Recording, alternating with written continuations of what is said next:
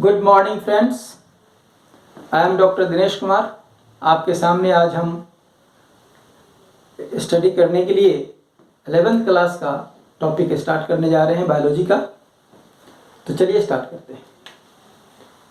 आज हम स्टार्ट करेंगे सबसे पहले एनिमैलिया के बारे में, किंगडम एनिमैलिया। एनिमैलिया मतलब एनिमल किंगडम के बारे में हम डिस्कस करें। उसके पहले ये देखना चाहेंगे कि एनिमैलिया कहाँ लाई करता है। तो सबसे पहले जो क्लासिफिकेशन का जो मेन थ्योरी दिया था R.H. व्हिटाकर साहब ने, उसके अकॉर्डिंग R.H. व्हिटाकर के अकॉर्डिंग टू R.H. व्हिटाकर, अगर हम पूरे ऑर्गेनिज्म की बात करें, लिविंग ऑर्गेनिज्म को उन्होंने 5 किंगडम में बांटा था। लिविंग ऑर्गेनिज्म को 5 किंगडम्स में बांटे थे उन्होंने। पहला किंगडम था मोनेरा, और कैसे बांटा था उसको थोड़ा डिस्कस कर लेते हैं। तो उनके अकॉर्डिंग हम बात करेंगे तो उन्होंने पहले सेल की सेलर, जो उनकी यूनिसेलर और मल्टीसेलर के आधार पे उन्होंने बांटा था। तो पहले यूनिसेलर और मल्टीसेलर में बांटा पूरे ऑर्गेनिज्म को, कि उनका बॉडी एक सेल का बना है या बहुत सारे सेल का बना होता है। उसके बेसिस पे उन्होंने एक यूनिसेलर बांटा, मतलब ये सिंगल सेल बॉडी था, सिंगल सेल है, और इसमें मेनी सेल है, बहुत सारे सेल का बॉडी बना होता है। अब यूनिसेलुलर बॉडी को भी उन्होंने न्यूक्लियस के बेसिस पे, जो बेसिस था वो न्यूक्लियस, कि किस में न्यूक्लियस वेल डेवलप्ड है और किस में नहीं है, उसमें उन्होंने 2 भाग में बांटा। एक को रखा उन्होंने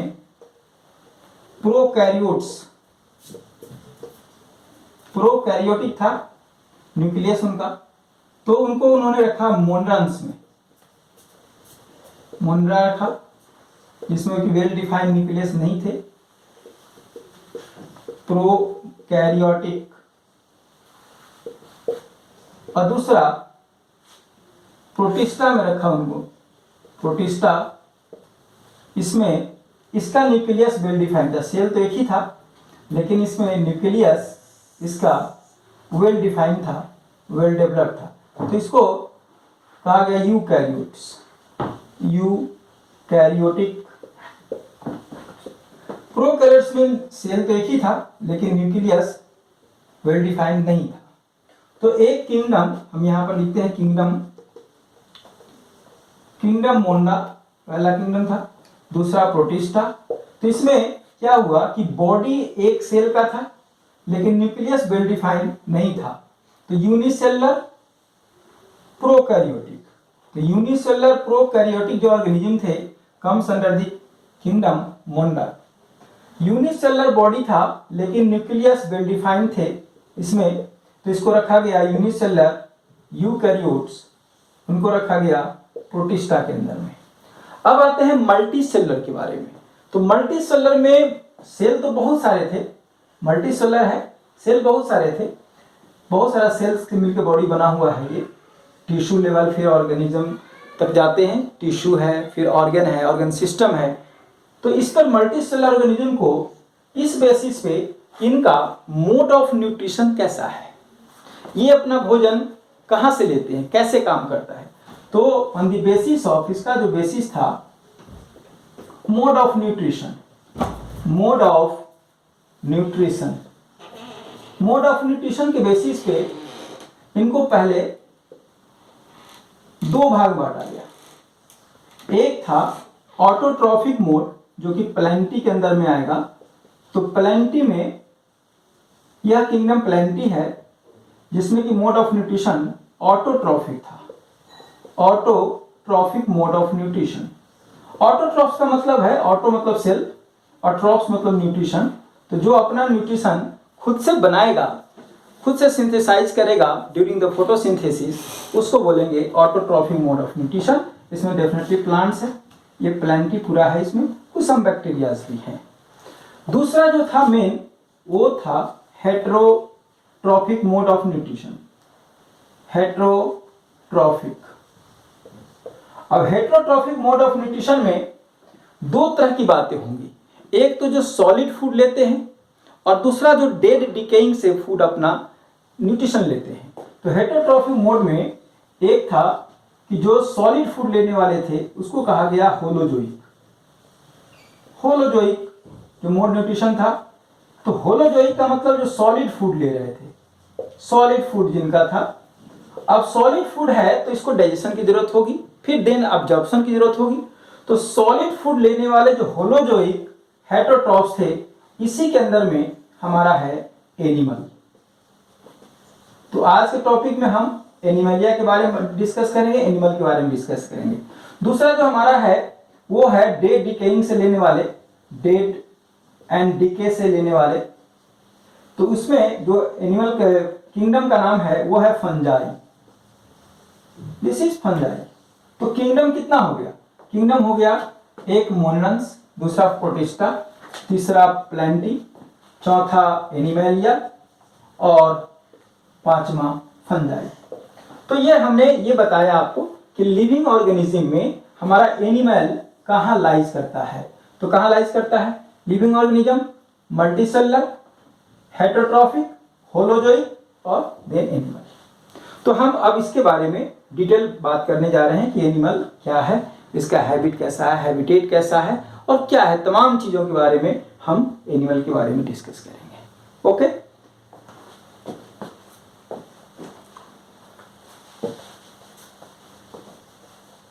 सो अब हम बात करते हैं डिटेल एनिमल के बारे में। जो एनिमल है, किंगडम एनिमलिया। एनिमलिया में हम एनिमल के बारे में बात करते हैं तो सबसे पहले बात करेंगे characteristics of animal. Characteristics of animal. Animal के क्या कैरेक्टरिस्टिक है जो औरों से इसको डिफर करेगा, जो प्लांट्स में नहीं है, जो फंजाई में नहीं है, जो और कहीं नहीं है। तो नंबर 1 पे पहला है presence of nervous system. Nervous system का डेवलपमेंट सिर्फ और सिर्फ हमारे एनिमल्स में है। दूसरा, प्रेजेंस ऑफ लोकोमोशन। जो लोकोमोटरी ऑर्गन है, लोकोमोशन एनिमल ही करता है। ये दो मेन इसका कैरेक्टरिस्टिक फीचर है एनिमल का। अब अगर हम इसकी तादाद देखें, इसका नंबर देखें कि पूरे दुनिया में का कितना एनिमल का संख्या है, तो इस पे एक छोटा सा एस्टिमेशन है जो आज तक डॉक्यूमेंटेड है साइंटिस्ट के द्वारा। वो है पूरा ऑर्गेनिज्म नोन, या हम कहें डॉक्यूमेंटेड, जो हमारे साइंटिस्ट के द्वारा एनिमल का, ये पूरे ऑर्गेनिज्म की जो खोज हुई है, जिसके बारे में डिटेल जाना गया है, वो आज तक इसकी संख्या 1.7 से लेकर 1.8 मिलियन स्पीसीज है। 1.7 और 1.8 का मतलब, इसको अगर हम थोड़े सा और इजी वे में बात करें तो 17 से 18 लाख स्पीसीज है। ये ध्यान देंगे, स्पीसीज की बात कर रहे हैं हम, we are talking about the species. तो आज तक जो खोज हुआ वो 17 से 18 लाख स्पीसीज पूरे ऑर्गेनिज्म की खोज हुई है, जिस पर साइंटिस्ट लोगों ने इसके बारे में डिटेल स्टडी किया है। अब ये 17 से 18 लाख स्पीसीज है, इसमें अपना एनिमल जो है वह 1.2 या 1.2 मिलियन स्पीसीज, या इसी को सिंप्लीफाइड भाषा में कहेंगे 12 लाख स्पीसीज हमारे एनिमल के पास। एनिमल को जो बिलोंग करता है वो है एनिमल के पास। तो एनिमल में कुल मिलाकर के 12 लाख स्पीसीज है। हम आपको यहां क्लियर करें कि जो ह्यूमन है, जिसकी जनसंख्या पूरे वर्ल्ड में मतलब करोड़ों में है, वो सब ह्यूमन स्पीसीज एक स्पीसीज है। अब एनिमेलिया में ये जो 12 लाख स्पीसीज है, इसमें से अकेला 9 लाख स्पीसीज हमारे को बिलोंग करता है फाइलम अर्थ्रोपोडा में अकेला ही 9 लाख स्पीसीज है। और आउट ऑफ 9 लाख स्पीसीज इसी फाइलम अर्थ्रोपोडा के अंदर में एक क्लास है इंसेक्टा, जिसमें कि 7.5 लाख स्पीसीज बिलोंग करता है।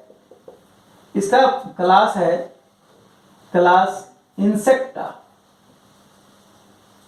अब देखिए कि ये 9 लाख स्पीसीज सिर्फ अर्थ्रोपोडा को बिलोंग करता, और इसी वजह से इसको बोलते हैं लार्जेस्ट फाइलम कौन है? तो ये अर्थ्रोपोडा है। और उस लार्जेस्ट फाइलम में भी सबसे ज्यादा जो संख्या है वो इंसेक्ट्स की है, इंसेक्टा। सेकेंड जो लार्जेस्ट है उसके पास 60,000 स्पीसीज है, और ये फाइलम बिलोंग करता है मोलस्का को। ये फाइलम है मोलस्का, राइट। तो ये हमने इसके संख्या के बेसिस पर देखा कि हमारा एनिमल के पास संख्या कितना है। बाकी जो रेस्ट है इसमें वो 0.5 मिलियन स्पीसीज, या ये कहे कि इसमें 5 लाख स्पीसीज यह बिलोंग करता है प्लांट को। यह किसको बिलोंग करता है? ये प्लांट को बिलोंग करता है। हम इसके बारे में डिस्कस करेंगे सेपरेटली। प्लांटी को है ये। तो प्लांट्स के पास मात्र 5 लाख स्पीसीज है, एनिमल के पास 12 लाख स्पीसीज है। अब इतनी तादाद में है, इसकी संख्या इतनी ज्यादा है, तो हम इसका स्टडी कैसे करें? इसको स्टडी करने के लिए इसका हम कुछ बेसिस देखेंगे कि एनिमल का स्टडी किस आधार पर, कैसे हम इसका वर्गीकरण करेंगे, कैसे क्लासिफाई करेंगे। ठीक है, तो हम बात करते हैं अब क्लासिफिकेशन के आधार को। तो हेडिंग करेंगे basis of classification. Basis of classification, basis of classification. जैसे हर चीज का क्लासिफाई करने के लिए एक उसके आधार है कि किस आधार पर आप किसी चीज को क्लासिफाई करेंगे। जैसे मान लीजिए कि एक जो सब्जी बेचता है वो सब्जी का एक क्लासिफिकेशन है, लेकिन जो मेडिसिन बेचते हैं उसका एक मेडिसिन का एक क्लासिफिकेशन है। तो हम किस आधार पे इसका हम क्लासिफिकेशन किए कि कौन क्या बेचता है। एक सब्जी बेचने वाला है, वो सब्जी का क्लासिफिकेशन अलग हो गया। तो इसी बेसिस पे जैसे एनिमल है, तो एनिमल को हम कैसे क्लासिफाई करें? इतनी तादाद में है, इतने नंबर में है, इतनी इसकी संख्या है, तो उसके लिए क्लासिफिकेशन के कम से कम 8 बेसिस डिफाइन किए गए हैं। उसमें पहला है लेवल ऑफ ऑर्गेनाइजेशन। पहला नंबर पे है level of organisation. Level of organisation का मतलब कि जैसे अपने बॉडी को देखें तो बॉडी हमारा ये पूरा बॉडी है। बॉडी के अगर नीचे जाएं तो ये सिस्टम से मिलके बना हुआ है, ऑर्गन सिस्टम से मिलके, और ऑर्गन सिस्टम के बाद फिर आता है नीचे ऑर्गन, ऑर्गन के नीचे आता है टिश्यू, टिश्यू के नीचे आता है सेल, और सेल जो बने होते हैं वो प्रोटोप्लाज्म के बने होते हैं। इसलिए हक्सले साहब का एक स्टेटमेंट भी है कि बेसिस जो है लाइफ का बेसिस वो प्रोटोप्लाज्म है। तो बेसिक यूनिट ऑफ जो लाइफ है उसको हम लोग कहते हैं physical basis of life is protoplasm. ठीक है, तो हम यहां से स्टार्ट करेंगे। नंबर 1 पे प्रोटोप्लाज्मिक लेवल ऑफ ऑर्गेनाइजेशन। आपको यहां हम बता दें कि जो इसमें प्रोटोप्लाज्म है, this is the protoplasm. Suppose करिए कि ये प्रोटोप्लाज्म है, तो ये जो प्रोटोप्लाज्म है, ये प्रोटोप्लाज्म इसका मेन यूनिट है। मतलब इसके अंदर में, इस एनिमल के अंदर में जो भी काम होगा, इसकी जो भी फिजियोलॉजिकल काम या मेटाबॉलिज्म का जो भी काम होगा वो सब प्रोटोप्लाज्म करेगा। मतलब कि प्रोटोप्लाज्म इसके मेन बॉडी की तरह काम करेगा। ये और इसका जो काम होगा वो प्रोटोप्लाज्म के थ्रू होगा। इसका एग्जाम्पल देखें, ये कहाँ पर पाए जाते हैं? ये प्रोटोप्लाज्मिक ग्रेड प्रोटोजुआ के अंदर पाए जाते हैं, प्रोटोजुआ के अंदर पाए जाते हैं। जो नेक्स्ट लेवल है हमारा वो है cellular level, cellular level of organisation, cellular level of organisation. यहां पर ये जो लेवल है वो सेल है। तो सेल देखिए, इसको ये सेल है। अब सेल किसे कहते हैं? जब प्रोटोप्लाज्म प्लाज्मा मेम्ब्रेन से सराउंड हो जाए तब उसको हम सेल कहते हैं। तो दिस इज सेल। अब सेल के अंदर में न्यूक्लियस भी है और ये साइटोप्लाज्म भी है, तो ये हम सेल लिखते हैं। सेल जो है इसका मेन बॉडी की तरह बिहेव करेगा, मेन बॉडी की तरह बिहेव करने वाला सेल है। अब इसमें इसका एग्जांपल देखेंगे कहां पर पाए जाते हैं, किस एनिमल में? ये मेनली पोरीफेरा में होता है, पोरीफेरा स्पॉन्जेस में, स्पॉन्जेस के अंदर में, राइट। जो थर्ड लेवल है वो है tissue level, tissue level of organisation. अब टिश्यू लेवल ऑर्गेनाइजेशन में जैसे हमने कहा कि सेल सेल मिलकर के टिश्यू बनेगा, तो ये बहुत सारे सेल मिलकर के एक टिश्यू बना दिया। ये दिस इज द टिश्यू। इसका मेन जो काम होगा वो टिश्यू के लेवल पे होगा, मतलब मेन बॉडी की तरह बिहेव करेगा ये टिश्यू। और इसका एग्जांपल ये कहां पाए जाते हैं? ये सिलेंट्रेट्स में, सिलेंट्रेट्स, और सिलेंट्रेट्स को आजकल हम नाइटेरिया बोलते हैं, ठीक है। तो ये क्वेश्चन है कि first of all tissue level organisation किस एनिमल में आया? तो सिलेंट्रेट्स में आया, सिलेंट्रेट आया, नाइटेरिया है। फोर्थ लेवल है हमारा organ level, organ level of organisation. Organ level of organisation starts होते हैं प्लेटीहेल्मिन्थेस में। मतलब सपोज करिए कि हमारे को डाइजेस्टिव सिस्टम है, तो डाइजेस्टिव सिस्टम का एक ऑर्गन है स्टमक। तो सपोज करिए यहाँ पर एक हम ऐसे बनाते हैं देखने के लिए कि ये ऑर्गन है, इसका जो मेन बॉडी है वो ऑर्गन है, और इसका जो स्टार्टिंग पॉइंट्स है वो प्लेटीहेल्मिन्थेस है। ध्यान देंगे, प्लेटीहेल्मिन्थेस। प्लेटीहेल्मिन्थेस फ्लैट वर्म को बोलते हैं, फ्लैट वर्म्स को बोलते हैं इसमें। तो किस में स्टार्ट हुआ ऑर्गन लेवल ऑर्गेनाइजेशन? प्लेटीहेल्मिन्थेस में। अब हम बात करते हैं कि ऑर्गन के आगे है organ system level. So system grade of organisation, fifth में देखेंगे organ system level of organisation.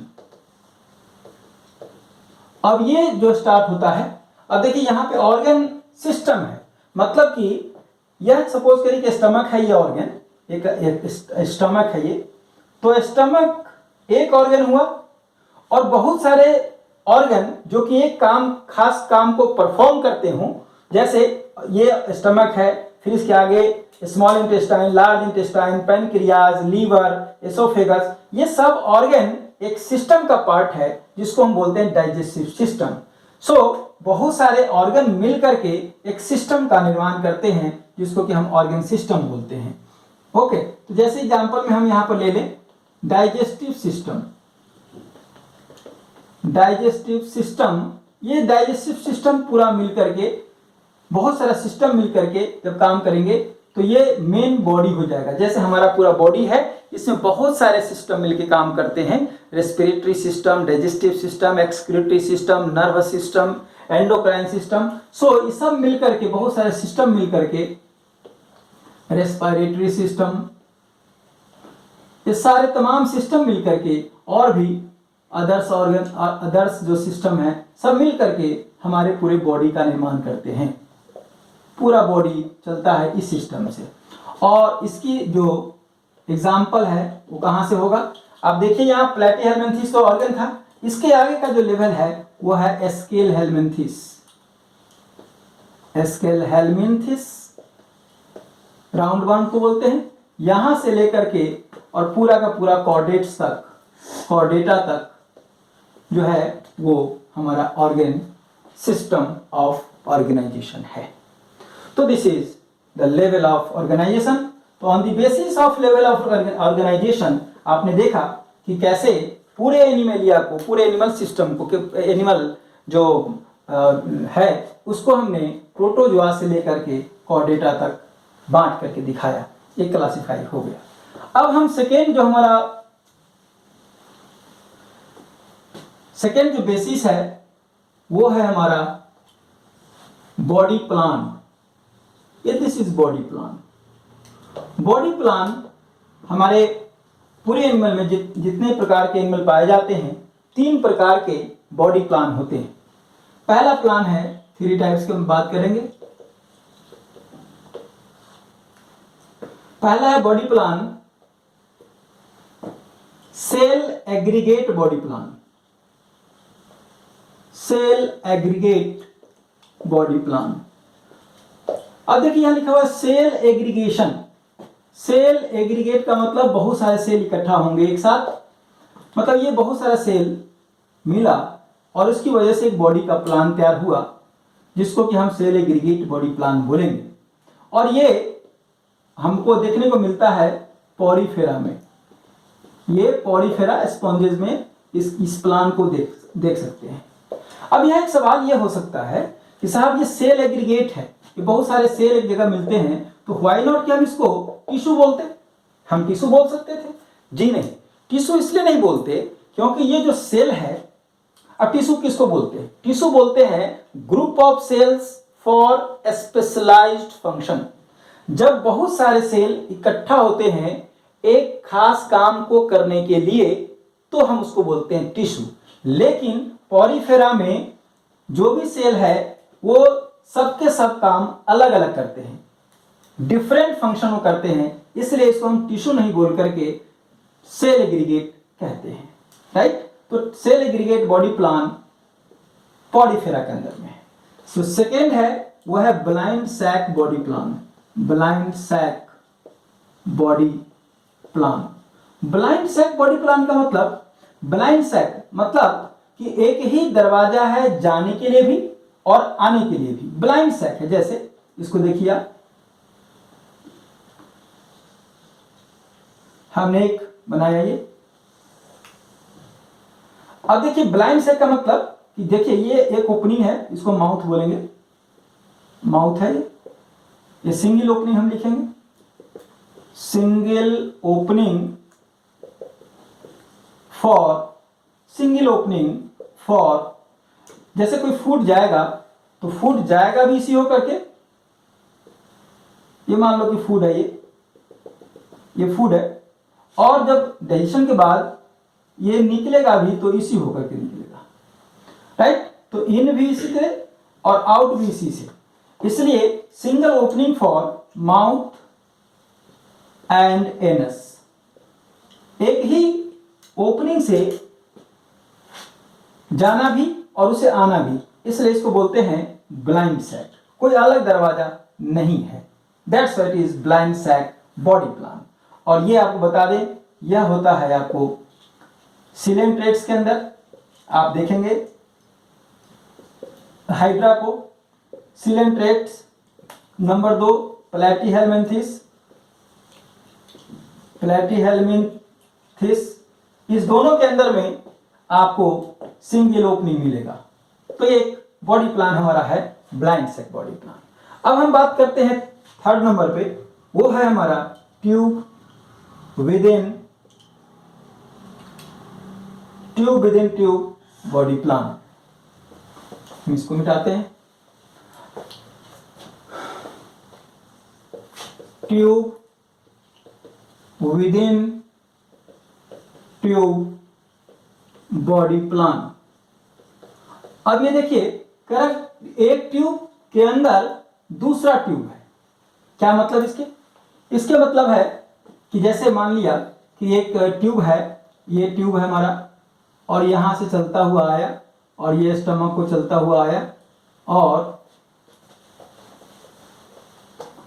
ये ऐसे इंटेस्टाइन को क्रॉस करता हुआ ऐसे आ गया। तो एक माउथ सेपरेट है और यहाँ पर एनस है।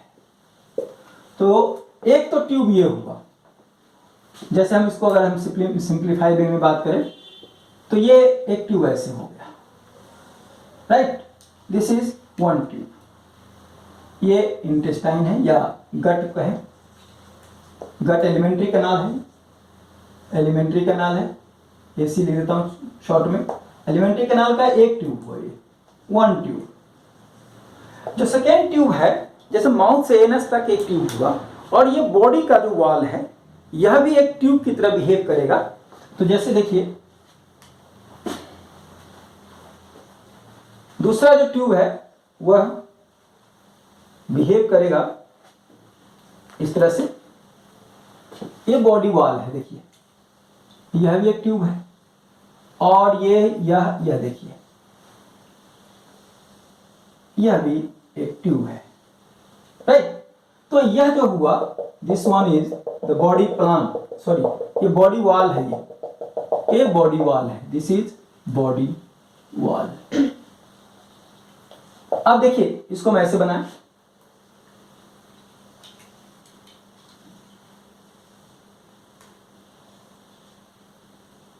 तो आप देखिए एक ट्यूब तो ये रहा, दूसरा ट्यूब है वो है इसका बॉडी वॉल। जो बॉडी वॉल है वह सेकेंड ट्यूब है इसका। तो इसलिए इसका कहा गया कि ट्यूब विद इन ट्यूब जो हम लोगों में होता है। तो इसका ये कहां कहां पाए जाते हैं? ये पाए जाते हैं, यहां एग्जाम्पल लिख लीजिए, यह पाए जाते हैं ये काइनोडर्मेटा से लेकर के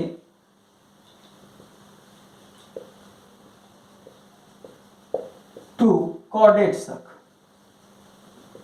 कॉर्डेटा तक ये आपको tube with in tube body plan मिलेगा। अब यहां एक चीज क्लियर करने की है कि ये जो माउथ है और एनस है, इसमें माउथ पहले बना या एनस बना? तो बहुत सारे एनिमल है जिसमें माउथ पहले बनते हैं और उसके बाद बहुत सारे एनिमल है जिसमें कि एनस पहले बनते हैं। तो हम इसके बेसिस पे भी दो बात करेंगे कि जिसमें माउथ बनता है और जिसमें एनस बनता है उसको क्या बोलते हैं। पहले हम आपको बता दें कि इस तरह के जो एलिमेंट्री कैनाल है जिसमें कि दो सेपरेट ओपनिंग है उसको हम कंप्लीट गट बोलते हैं, राइट। सो हम इसी को यहां पर डिस्कस कर लेते हैं, इसको भी यहां पर मेंशन करेंगे कि जहां पे दो ओपनिंग हो गया। यहां पर पहले इसको बात करें कि सेपरेट ओपनिंग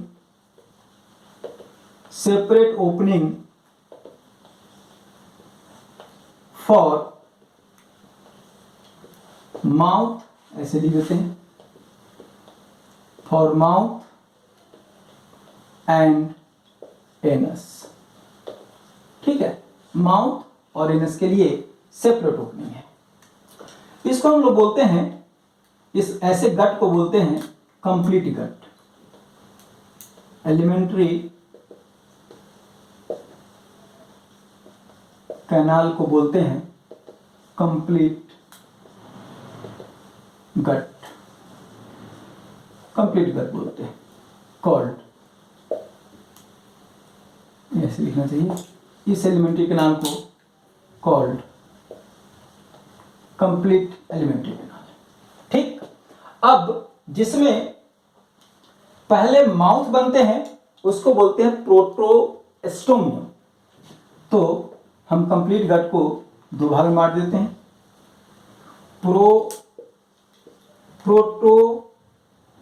प्रोटोस्टोमियम, एस्टोमियम, नाम पकड़िए। एस्टोमियम का मतलब होता है माउथ और प्रोटो का मतलब है प्रोटोस्टोमियम। प्रोटो का मतलब फर्स्ट। वैसे एनिमल जिससे माउथ पहले बनते हैं लिखते हैं कि animal in which mouth formed mouth formed first, इसको बोलते हैं प्रोटोस्टोमियम। और ये आपका एनेलिडा,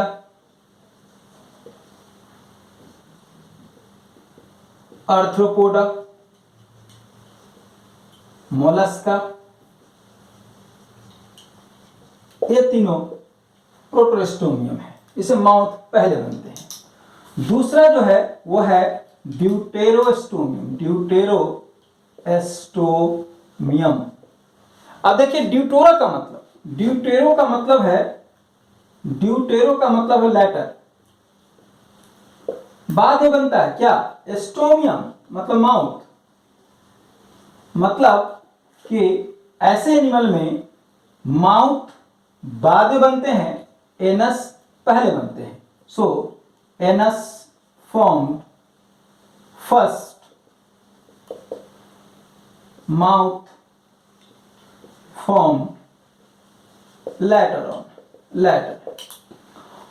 अब इसका एग्जाम्पल है इकाइनोडर्मेटा, इकाइनोडर्मेटा से लेकर के कॉर्डेटा तक, राइट।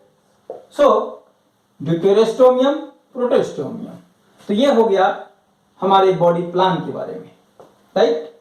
अब हम बात करते हैं नेक्स्ट जो बेसिस हमारा है क्लासिफिकेशन का, वो है सिमेट्री। सिमेट्री है, जर्म्स लेयर है, सिलोम है, इन चीजों के बारे में अभी डिस्कस करेंगे। तो पहले हम जर्म लेयर के बारे में डिस्कस कर लेते हैं, फिर हम सिमेट्री, सिलोम और आगे सेगमेंटेशन, नोटोकॉर्ड्स वगैरह के बारे में डिस्कस करेंगे। सो जो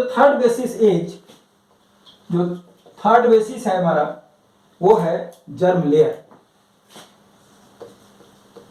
जर्म लेयर के बेसिस पे एनिमल को डिवाइड करते हैं। तो जर्म लेयर जो है वो दो प्रकार के हो सकते हैं। जिस एनिमल में जर्म लेयर दो होते हैं उसको हम बोलते हैं डिप्लोब्लास्टिक। डिप्लोब्लास्टिक का मतलब हुआ कि इसमें सिर्फ 2 जर्म लेयर होंगे, और 2 जर्म लेयर कौन कौन, एक्टोडर्म और दूसरा endoderm. There is no mesoderm, इसमें मेसोडर्म नहीं होता। जैसे हम इसको एक फिगर से बनाएं तो एक जर्म लेयर ये हुआ, सपोज करिए कि ये जर्म लेयर है, ये एंडोडर्म है, ये। दूसरा है एक्टोडर्म है, ये